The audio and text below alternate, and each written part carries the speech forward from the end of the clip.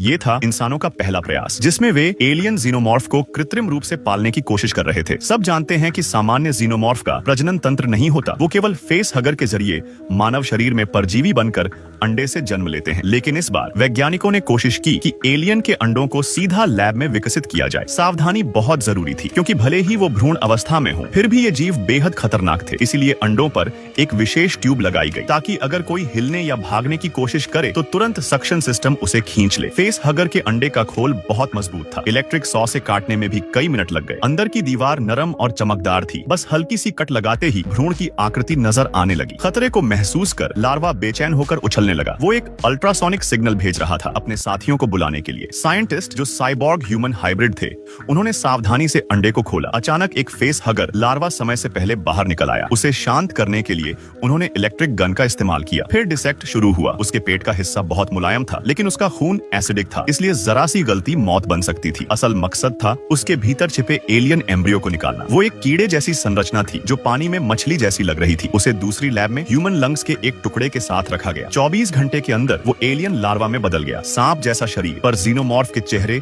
और पंजे जैसी झलक साफ थी। इस आकार का जीव पालतू बनाना आसान था, लेकिन बड़ा हो गया तो काबू में नहीं आता। इस दौरान वेंडी, जो एक सिंथेटिक ह्यूमन थी, ने एलियन की ध्वनि तरंगों की नकल कर उनसे संवाद करना सीख लिया। धीरे धीरे उनके बीच एक अनोखा रिश्ता बन गया। कुछ घंटों में ही वो एलियन हाथ पैर उगाने लगा। उसकी आक्रामकता कई गुना बढ़ गई, लेकिन लैब में लगा स्पेशल रीइंफोर्स्ड ग्लास इतना मजबूत था कि किसी भी हालत में वो भाग नहीं सकता था। वेंडी अब उससे सीधी बातचीत कर सकती थी। हालांकि वो कभी कभी गुस्सा भी दिखाता था, पर वेंडी को भरोसा था अगर धैर्य रखा जाए तो एक दिन उसे पालतू की तरह शांत किया जा सकता है। मगर मुश्किल यह थी कि एलियन की ग्रोथ बहुत तेज थी। कुछ ही घंटों में वो एडल्ट साइज का हो गया। दूसरी तरफ लैब में और भी कई एलियन स्पीशीज थी। एक आई क्रीचर था जो शिकार की आंखें खाकर उसकी बॉडी कंट्रोल करता था। वैज्ञानिकों ने उसे भेड़ के साथ पिंजरे में रखा। कुछ ही सेकंड में वो भेड़ की आंखें खाकर भेड़ के शरीर को खुद कंट्रोल करने लगा। अब वो भेड़ नहीं, एक जीवित लाश थी जो एलियन दिमाग से चल रही थी। खुराक के लिए लैनी, एक और सिंथेटिक बीइंग, सभी जीवों को खाना खिलाता था। आई क्रीचर को बस घास से पेट भरना था क्योंकि उसका होस्ट यानी भेड़ वही खाती थी। लेकिन जीनोमॉर्फ को खिलाना सबसे खतरनाक काम था, इसीलिए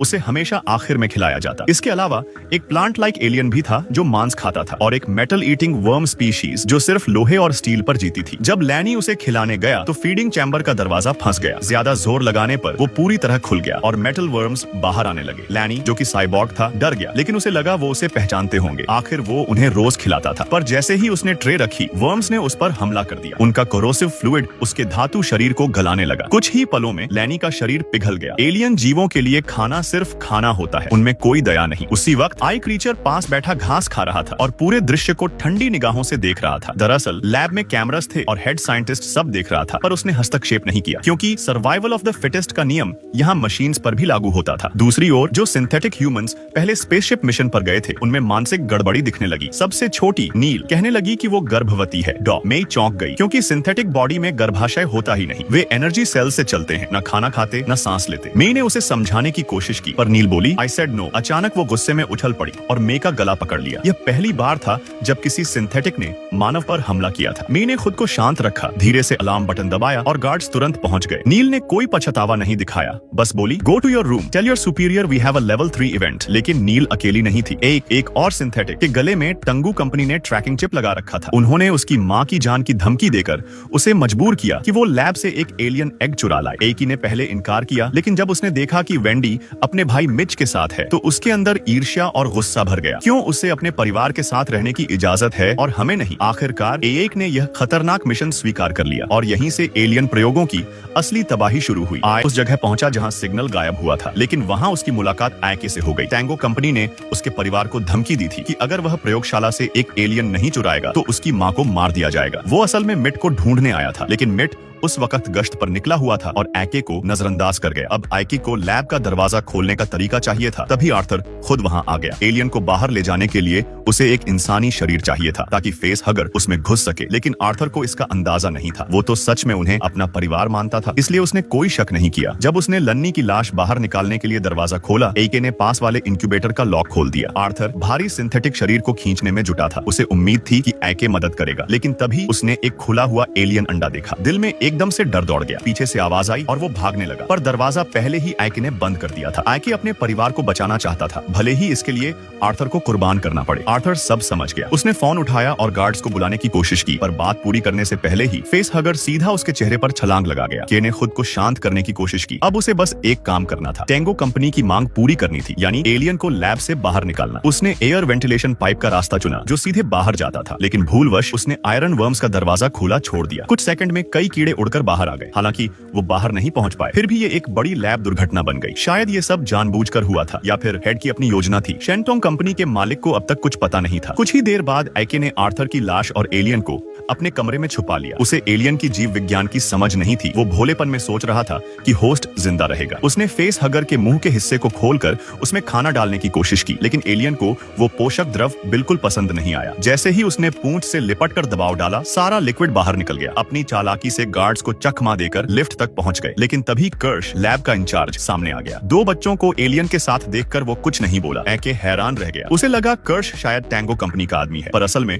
वो पहले से सब जानता था। दोनों बच्चे एलियन लेकर समंदर की तरफ बढ़े, जबकि शेंटोंग कंपनी ने एक लेवल अलर्ट जारी कर दिया था। गार्ड्स पास आ रहे थे तो दोनों बच्चे घास में छिप गए, लेकिन जब उन्होंने फिर देखा, आर्थर की लाश गायब थी। वो डर गए, शायद कोई और जीव उसे घसीट कर ले गया था। इतने में घास हिली और एलियन का फेस हगर मरा हुआ निकला, क्योंकि उसका काम पूरा हो चुका था। आर्थर जमीन पर पड़ा था। पहले तो सबको लगा वो जिंदा नहीं, पर अचानक वो उठ बैठा। उसे कुछ याद नहीं था। ना तो उसे याद था कि वो यहाँ क्यों है, ना ही ये कि उसे फेस हगर ने हमला किया था। एके ने जल्दी से झूठ गढ़ा, कहा कि लैब में हंगामा हुआ है, सारे नॉन कम्बैट लोग समुद्र किनारे इकट्ठा हो रहे हैं। आर्थर ने उस पर भरोसा कर लिया, लेकिन जैसे ही वो समुद्र किनारे पहुंचे, आर्थर को कुछ याद आने लगा। शाओहेई ने उसका हाथ थाम लिया, लेकिन तभी आर्थर का सीना फटने लगा। भीतर कुछ हिल रहा था। वो जमीन पर गिर पड़ा और अगले ही पल एलियन का बच्चा बाहर निकल आया। सब डर गए। एके घबरा गया, क्योंकि यही वो एलियन था जिसे टेंगो कंपनी मांग रही थी, और अब वो भाग गया था। घबराहट में उसने शाओहेई को साथ लेकर लाश खींची और समुद्र किनारे पहुंचा। उसी वक्त टेंगो कंपनी का स्पेशल स्क्वाड द्वीप पर आ चुका था, क्योंकि शेंटोंग ने समझौते से इनकार कर दिया था। उन्होंने अब छापा मारने का फैसला किया। एके सिर्फ लाश लेकर पहुंचा, जिससे मोरो निराश हो गया। असल में मोरो की योजना ही ये थी कि एके हंगामा करे ताकि टीम अंदर घुस सके। बच्चों के नकली आईडी से